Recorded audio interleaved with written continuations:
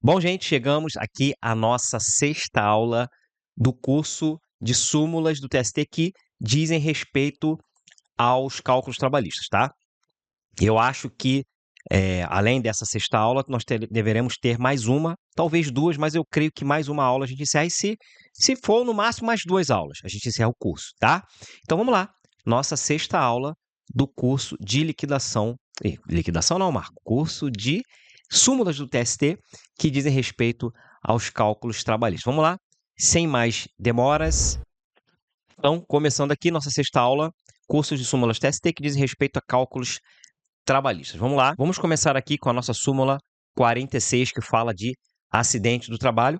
As faltas ou ausências decorrentes do acidente de trabalho não são consideradas para efeitos de duração das férias e cálculo do 13º. De novo, faltas ou ausências de acidente de trabalho não são consideradas para efeitos de duração de férias e cálculo do 13º. Então, camarada que faltou ou que teve ausência por acidente de trabalho, esse período não conta para férias e para cálculo de 13º. Lá no PJCalc nós temos isso? Temos. Vamos dar uma olhadinha lá no sistema? Aqui, ó. Vamos aqui em faltas. Menu faltas. Aonde, Marco? Que eu não vi. Aqui, ó. Vou dar um zoom aqui, ó. Tá vendo? Menu faltas. Aí aqui basta você lançar as faltas ou os afastamentos, ok? Você pode lançar por data a data, né? Ou por períodos, ok? O sistema, ele por padrão vai considerar as faltas como injustificadas. Injustificado. Então, se forem faltas justificadas, você marca aqui, você lança o período, marca aqui e justifica a falta aqui embaixo, em descrição. Beleza, gente? E aí só salvar. Lembrando que se você não marcar aqui, é falta injustificada. Então, se for um período de afastamento, se for uma falta comum, basta você lançar aqui, se for justificado ou não, você aciona aqui no falta justificada e descreve do que for. Né? Se for, por exemplo, esse afastamento por acidente do trabalho, você vai lançar o período, vai dizer que é falta justificada e vai dizer acidente do trabalho. Beleza, gente? Sem maiores dificuldades, super tranquilo. Muito bem.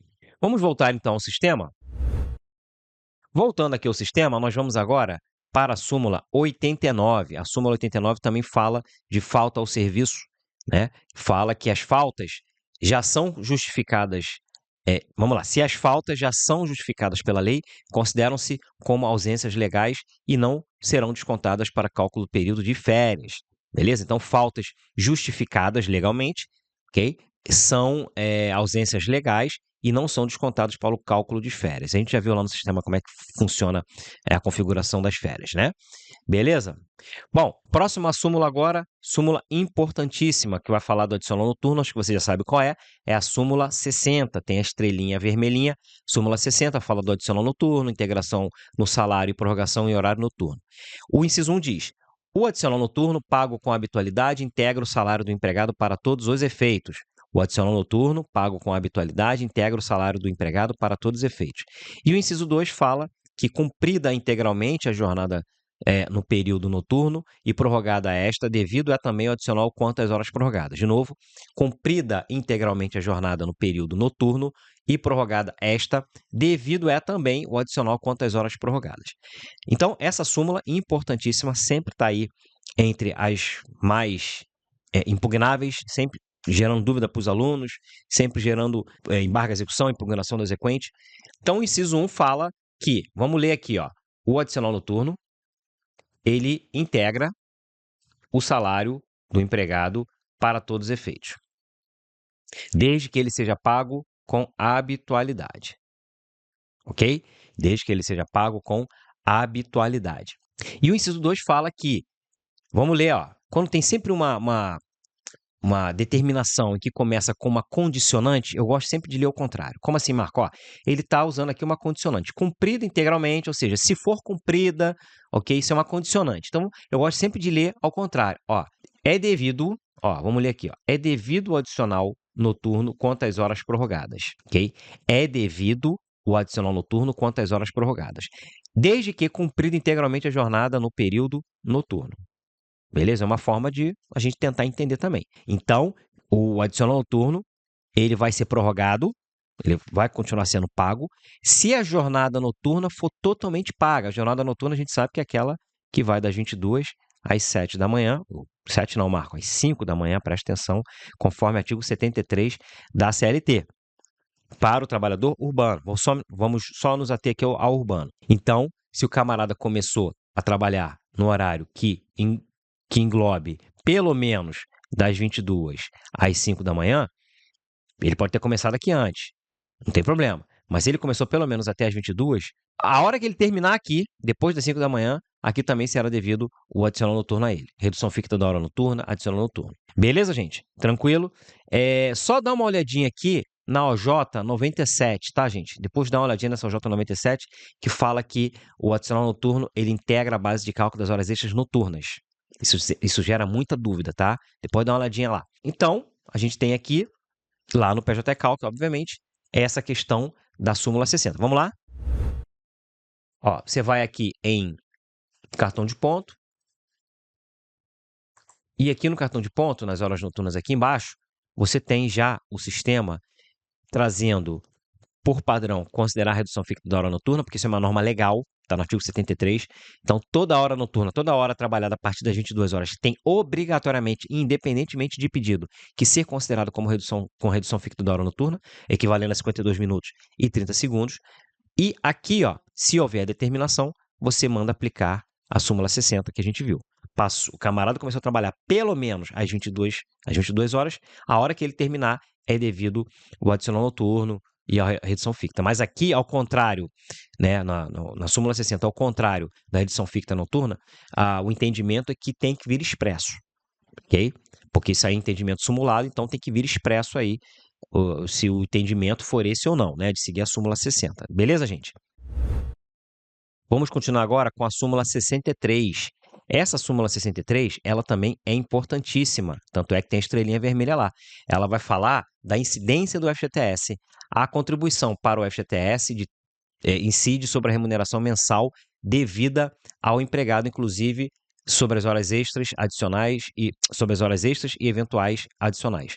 Então, de novo, a contribuição para o FGTS incide sobre a remuneração mensal devida ao empregado, inclusive horas extras e eventuais adicionais. Importantíssima essa súmula, porque, juntamente com o artigo 15 da Lei 8036, são os dispositivos que justificam a incidência do FGTS sobre todas as verbas de cunho salarial. São esses dois dispositivos que justificam isso.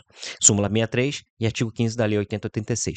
Isso já é pacificado no TST, tem várias pesquisas aí feitas tanto para a questão lá da gente fazer as minutas de embargos, de execução, de impugnação do exequente, tanto também quanto as pesquisas feitas aqui pelo nosso canal, nossos cursos, eu posso dizer tranquilamente, entendimento majoritário, entendimento do TST, da maioria dos tribunais. FGTS incide sobre qualquer verba de natureza salarial, seja ela reflexa ou principal, independentemente de pedido, tá? Então, aquela velha desculpinha das réis de, não incide FGTS sobre verba reflexa porque não tem pedido. Balela, ok? Entendimento majoritário é que incide sim. Por quê? O que vale é a natureza da verba. Ela é de natureza salarial, não importa se ela é principal ou se ela é reflexa. Reflexa é a diferença devida. Mas vamos supor, um reflexo de horas extras em 13º, o 13º, aí nesse caso, advindo do reflexo das horas extras, ainda é 13º. E sobre o 13º incide ou não incide a FGTS? Incide. Beleza, gente? Então, súmula 63, importantíssima, e guarda esse artigo 15 também da 8036, que é a lei do FGTS, que é o que vai justificar a incidência do FGTS, inclusive sobre as verbas reflexas. Beleza? Temos PJ Calc? Temos sim. Vamos lá dar uma olhadinha no sistema.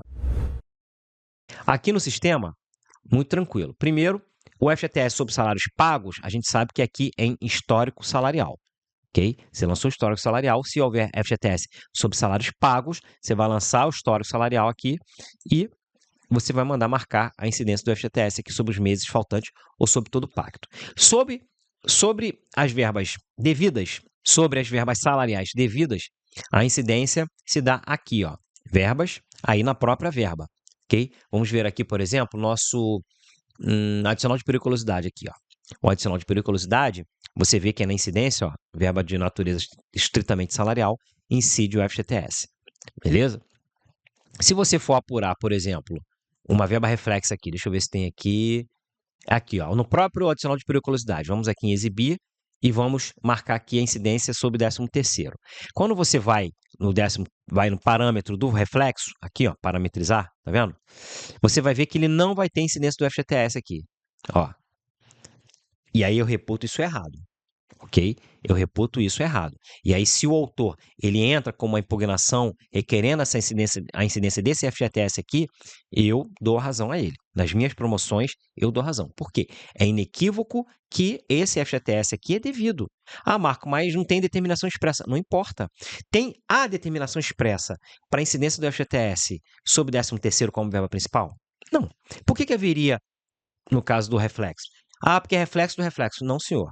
Não é reflexo do reflexo, é incidência. FGTS é uma verba que incide, que não gera reflexo.